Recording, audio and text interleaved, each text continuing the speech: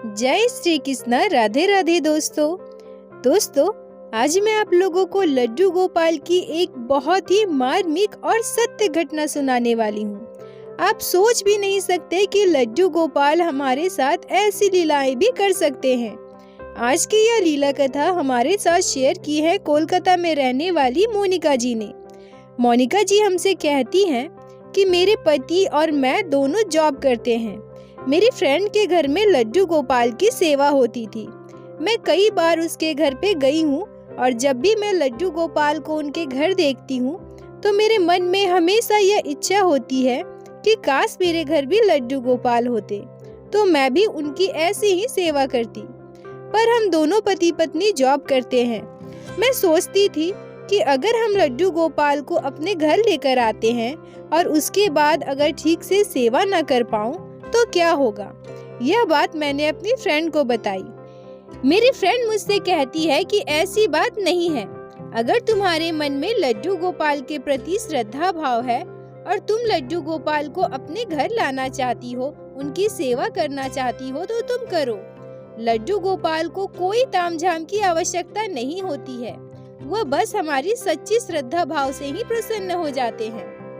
उसके बाद मैं अपने घर पे लड्डू गोपाल को लेकर आई और तभी से मैं लड्डू गोपाल की सेवा करने लगी। मैं और मेरे पति दोनों ही ऑफिस चले जाते थे। मैं दिन भर घर पर नहीं रहती थी, लेकिन मैं लड्डू गोपाल की सेवा बहुत ही प्यार से करती थी।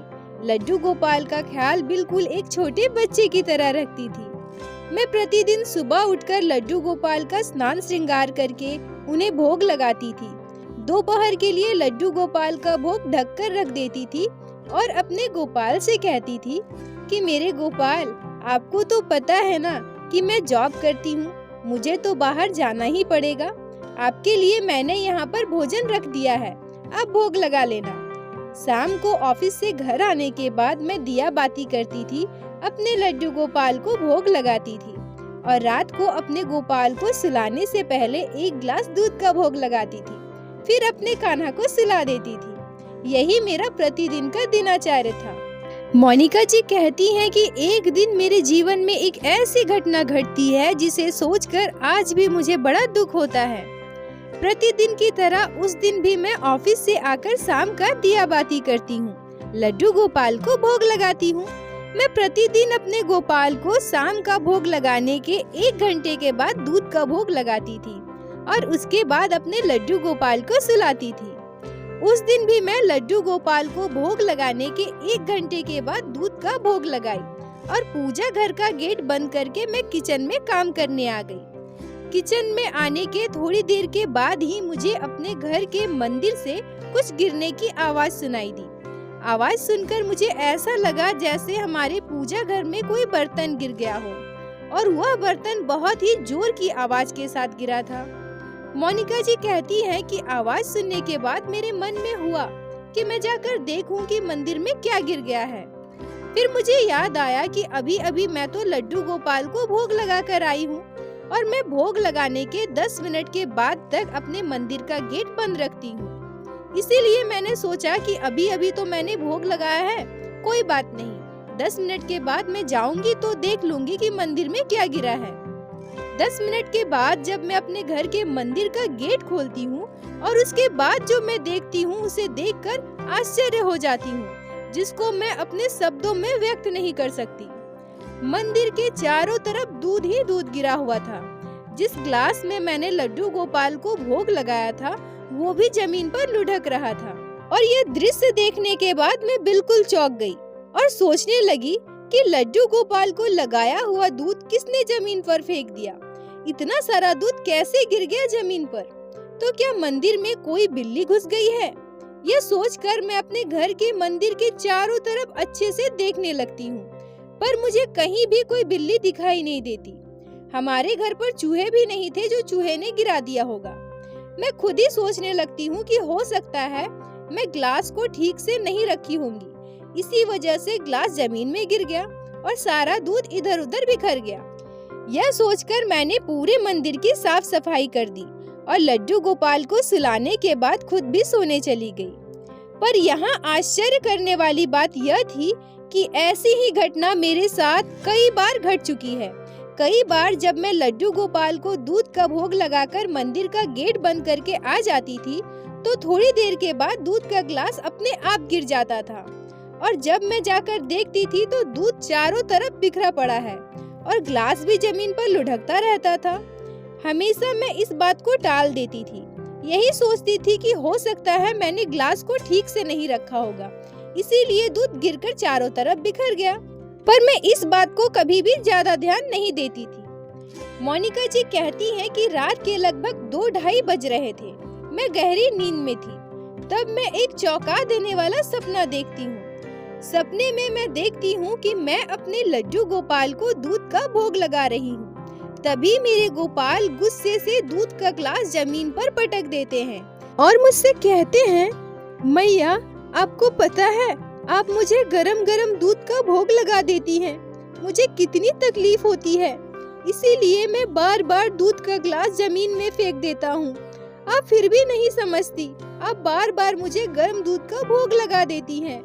आपका लगाया हुआ गर्म दूध का भोग मुझे कितनी तकलीफ देती है, मेरे जीभ भी जल गए हैं मैया। और इतना सुनते ही मैं अपनी नींद से जाग जाती हूँ। अपनी दोनों आँखों में आंसू लिए दौड़ते हुए अपने घर की मंदिर में जाती हूँ और बहुत रोती हूँ। रोते हुए मैं अपने लड्डू गोपाल से कहती हूँ, हे लड्डू गोपाल मुझे माफ कर दीजिए, मेरी वजह से आपको बार बार बहुत तकलीफ हुई। आज से मैं इस बात का विशेष ध्यान रखूंगी। मुझे माफ कर दो मेरे गोपाल, मुझे माफ कर दो। अब से ऐसा कभी भी नहीं होगा। दोस्तों, यहाँ मैं आप लोगों से एक बात कहना चाहूँगी कि मोनिका जी के साथ घटी इस घटना से हमें क्या शिक्षा मिलती है। हम अपना जितना समय भगवान को देते हैं उतना सिर्फ हमारे भगवान के लिए ही होना चाहिए। एक साथ हमें कभी भी 2 काम नहीं करने चाहिए। जो भी काम हम करते हैं उसे पूरा मन लगाकर करना जरूरी है, भले ही ठाकुर जी की सेवा ही क्यों ना हो। अगर हम अपने 24 घंटे में से 1 घंटे निकालकर अपने ठाकुर जी की सेवा कर रहे हैं, अपने लड्डू गोपाल की सेवा कर रहे हैं, तो वह 1 घंटा सिर्फ और सिर्फ हमारे लड्डू गोपाल के लिए ही होना चाहिए। जल्दबाजी में किया गया कोई भी काम सफल नहीं हो सकता। अगर हम एक मन से किसी काम को नहीं करते हैं, भगवान की सेवा नहीं कर सकते, तो हमारा कार्य कैसे सफल हो सकता है? हमारी वह भक्ति भगवान कैसे स्वीकार कर सकते हैं? हमारे ठाकुर जी, हमारे लड्डू गोपाल हमेशा हमारे साथ होते हैं, हर परिस्थिति में हमारी सहायता करते हैं। बिल्कुल ठीक उसी तरह से हमें भी अपने लड्डू गोपाल का ख्याल रखना चाहिए। हाँ बिल्कुल, हम एक सामान्य प्राणी है, तुच्छ प्राणी है। हम में इतनी क्षमता नहीं है कि हम अपने भगवान का ख्याल रख सके, पर जितना समय हम अपने ठाकुर जी को देते हैं, अपना समय भक्ति भाव में लगाते हैं, वह सिर्फ उसी के लिए होना चाहिए। दोस्तों, अगर आपके घर में भी लड्डू गोपाल है और आप उनकी सेवा करती हैं, तो छोटी छोटी बातों का भी विशेष ध्यान रखिए, क्योंकि हमारे लड्डू गोपाल बाल स्वरूप में हैं। उनका ख्याल भी हमें उसी तरह से रखना चाहिए जैसे कि हम अपने घर के छोटे बच्चे का रखते हैं। हमारे बाल गोपाल को कभी भी कोई तकलीफ नहीं होनी चाहिए। मैं मोनिका जी का दिल से धन्यवाद करती हूँ, जिन्होंने लड्डू गोपाल की यह अद्भुत लीला कथा हमारे साथ शेयर की। अपना साथ और प्यार हमारे साथ ऐसे ही बनाए रखें। बोलो बाके बिहारी लाल की जय, लड्डू गोपाल की जय, जय जय श्री राधे। दोस्तों, अगर आप लोगों को आज की यह लीला कथा अच्छी लगी हो, आपके हृदय को स्पर्श की हो, तो कृपया वीडियो को लाइक करें और उन दोस्तों के साथ शेयर अवश्य करें जिनके घर में लड्डू गोपाल की सेवा होती है, ताकि वो भक्त भी जान सके कि हमें अपने लड्डू गोपाल का ख्याल कितना रखना है। हमारे लड्डू गोपाल में भी प्राण होते हैं, उन्हें कभी भी कोई तकलीफ नहीं होनी चाहिए। और हमारे चैनल को सब्सक्राइब करें, जिससे प्रतिदिन आप लोग हमारे चैनल पे श्री बांके बिहारी श्री लड्डू गोपाल की अद्भुत लीला कथा सुन सके।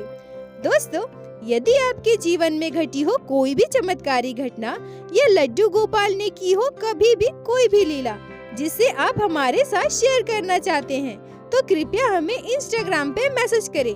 हम आपसे कांटेक्ट करेंगे और आपकी उस लीला कथा को हमारे चैनल पे बाकी सारे भक्तों के साथ शेयर अवश्य करेंगे। लड्डू गोपाल की कृपा आप पर और आपके पूरे परिवार पर बनी रहे। राधे राधे दोस्तों।